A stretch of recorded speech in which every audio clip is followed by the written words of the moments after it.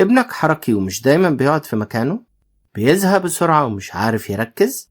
طيب هل ده طبيعي ولا ممكن يكون عنده فرط حركة؟ وازاي تفرق بين الطفل الحركي والطفل اللي عنده فرط حركة؟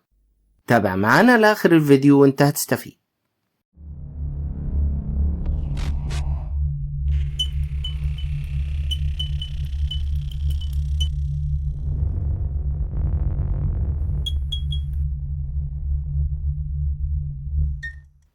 أعزائي المشاهدين، أهلا بيكم في قناة هيوكا.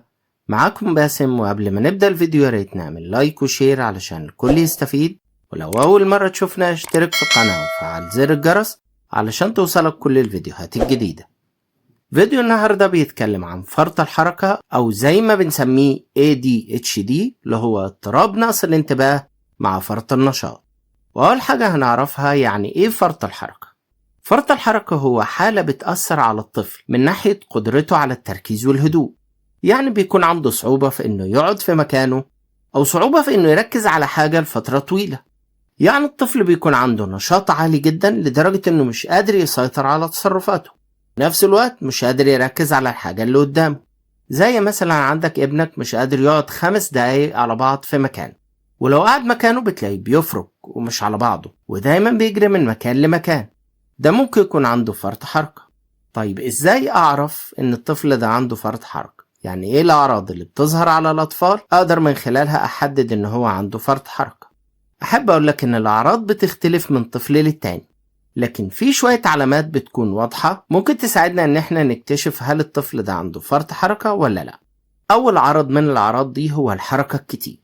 الطفل دايما بيتنطط وبيتحرك بشكل زايد حتى لو مش مطلوب منه ان هو يتحرك. بيكون مش قادر يقعد في مكانه لفترة طويلة، زي مثلا وقت الدرس او حتى وقت الاكل وهو قاعد بتلاقيه بيفرك وعايز يقوم، وممكن فعلا يقوم.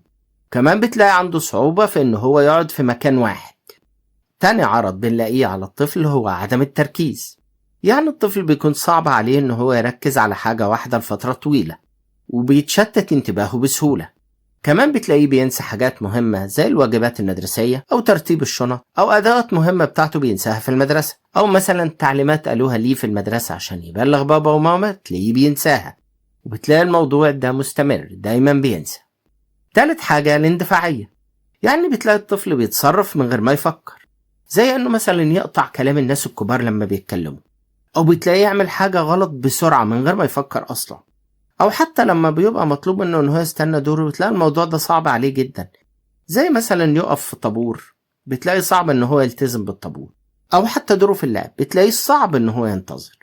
كمان الحركة الزايدة من غير هدف، يعني إنه هو يجري وبيقعد يلعب بالحاجات اللي في إيده أيا كانت الحاجة دي لعبة ولا لأ، حاجة بيمسكها بدون هدف. طيب إيه هي الأسباب اللي بتخلي الطفل عنده فرط حركة؟ أحب أقولك إن مش دايما الأسباب بتكون واضحة، لكن في عوامل بتساهم في حدوث فرط الحركة عند الطفل، زي مثلا العوامل الوراثية. يعني ممكن لو في حد في العيلة عنده نفس المشكلة الطفل يورث منه. كمان في اضطرابات في كيمياء المخ، زي نقص في بعض المواد الكيميائية اللي بتساعد على التركيز. النقص ده بيسبب فرط الحركة. كمان البيئة المش مستقرة والمشاكل العائلية ممكن تزود فرط الحركة عند الطفل جدا. طيب بعد ما عرفنا الأسباب، في حاجة مهمة محتاجين نعرفها، هي الفرق بين الطفل الحركي وفرط الحركة. الطفل الحركي ده طفل طبيعي عنده طاقة كبيرة، بيحب يتحرك ويلعب، لكن لما بيحس ان في حاجة مهمة لازم يركز فيها بيقدر يعمل كده. اما الطفل اللي عنده فرط حركة ما بيعرفش اساسا يتوقف عن حركته ولا حتى يعرف يركز مهما حاول. لو ابنك مش بيقدر يكمل لعبة معينة او مهمة معينة طلبتها منه، او حتى واجب من المدرسة مش بيعرف يكمله للآخر وبيتشتت بسرعة، ده ممكن يكون علامة من علامات فرط الحركة. لكن لو بيتحرك كتير بس لما تحب تخليه يركز وتطلب منه كده وتساعده بتلاقيه بيركز، فده طفل طبيعي جدا بس عنده شوية طاقة زايدة. زي مثلا لو ابنك في المدرسة بيلعب كتير وبيجري ويتنطط، لكن لما بيروح البيت بيقعد في مكانه وبيعرف يركز ويذاكر دروسه، ده طفل حركي مفيش منه مشكلة خالص، عنده شوية طاقة زايدة وبيطلعها. وهنتكلم دلوقتي عن 5 فروق واضحة بين الطفل اللي عنده فرط حركة والطفل الحركي. أول فرق القدرة على التركيز. الطفل الحركي ممكن يكون نشيط ويحب اللعب والحركة، لكن لو في حاجة مهمة زي الواجب المدرسي بتلاقيه يعرف يركز ويكمله للآخر. لكن الطفل اللي عنده فرط حركة تلاقي عنده صعوبة كبيرة في التركيز على المهام اللي بيعملها، حتى لو كانت حاجة مهمة زي الدراسة أو إنه يتكلم مع المعلمة بتاعته أو حتى يتكلم مع بابا وماما. تلاقي مفيش تركيز، مفيش صبر يسمع للآخر، بيرد بسرعة، يقول الكلمة وعاوز يجري. تاني فرق بين الطفل الحركي والطفل اللي عنده فرط حركة هي الجلوس في مكان واحد. الطفل الحركي ممكن يكون بيحب اللعب، بيحب الحركة، لكن يقدر يقعد في مكانه وقت طويل لو لازم الأمر.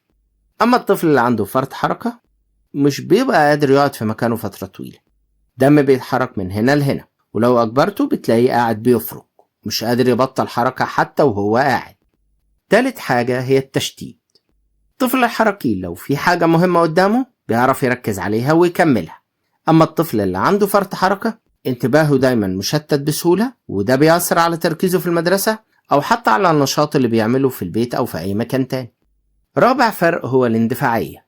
الطفل الحركي بيحب يكون نشيط، بيمارس أنشطة، لكن بيبقى قادر على التفكير قبل ما يعمل الحاجة.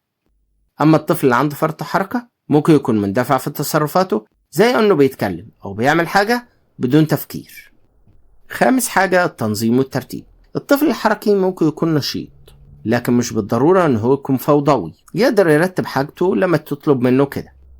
أما الطفل اللي عنده فرط حركة بيواجه صعوبة في أنه ينظم نفسه ويرتب حاجته، وده بيأثر على دراسته وعلى حياته اليومية حتى في البيت.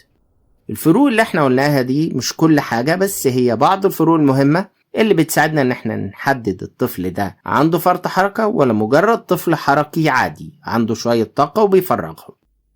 طيب لو الطفل عنده فرط حركة هنتعامل معاه ازاي؟ يعني علاجه هيكون ايه؟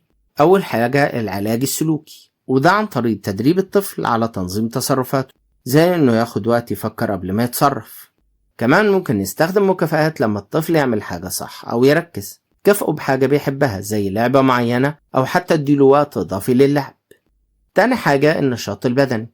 شجع الطفل ان هو يمارس رياضة وانه يعمل انشطة حركية عشان يفرغ طاقته، زي الجري او السباحة او لعب الكورة، او ممكن نخليه يساعدنا في تنظيف البيت.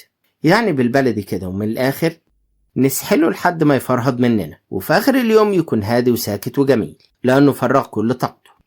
تالت حاجة هي تنظيم الروتين. حط جدول يومي واضح للطفل عشان يساعده على التركيز ويكون فيه استقرار في تصرفاته.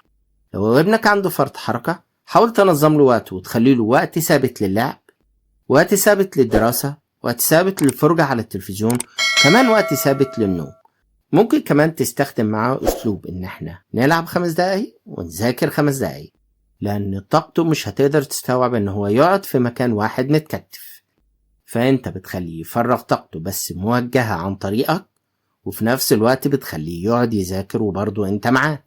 كمان في بعض الحالات اللي بتستدعي أدوية، لو الحالة شديدة ممكن الدكتور يوصف أدوية معينة تساعد على تنظيم كيمياء المخ، وده طبعا في الحالات الشديدة، ولازم يكون الطبيب المتخصص هو اللي بيوصف الأدوية دي. كمان في شوية نصايح للأهل لازم نسمعهم مع بعض. أول حاجة لازم تخلي بالك إن الطفل مش بيعمل كده عن قصد، فالصبر هنا مهم جدا. كمان بدل ما تقول له اقعد ساكت، جرب تقول له يلا نلعب لعبة فيها حركة عشان تفرغ له طاقته، وساعتها هتشوف الفرق. في حاجة تانية كمان، لازم نبعد تماما عن الحلويات والسكريات لما يصحى من النوم وقبل ما ينام، لأنها بتدي الطفل طاقة وتهيبره زيادة. ياريت الحلويات دي تخليها وسط اليوم وبعد الأكل بفترة كبيرة، وكمان تخليها بكميات قليلة. في حاجة كمان، لازم تتكلم مع مدرسة الطفل أو أي حد بيتعامل مع الطفل علشان يفهموه ويعرفوا يساعدوه. كمان ممكن تستشير طبيب متخصص لو الأعراض دي كبيرة ومش هتقدر تتعامل معاها لوحدك. وفي النهاية أحب أقول لكم إن فرط الحركة مش عيب، ومع شوية دعم وتفاهم مع الطفل ممكن يتطور بشكل كويس جدا. وبكده نكون وصلنا لنهاية الفيديو. ما تنساش تعمل لايك، ولو تعرف حد عنده أطفال بتعاني من فرط الحركة شير له الفيديو علشان يستفيد. ولو أول مرة تشوفنا اشترك في القناة وفعل زر الجرس علشان توصلك كل الفيديوهات الجديدة. كل اللي وصل لهنا أحب أقولك أنت صديق القناة، اثبت وجودك بتعليق، واشوفكم في فيديو جديد. سلام.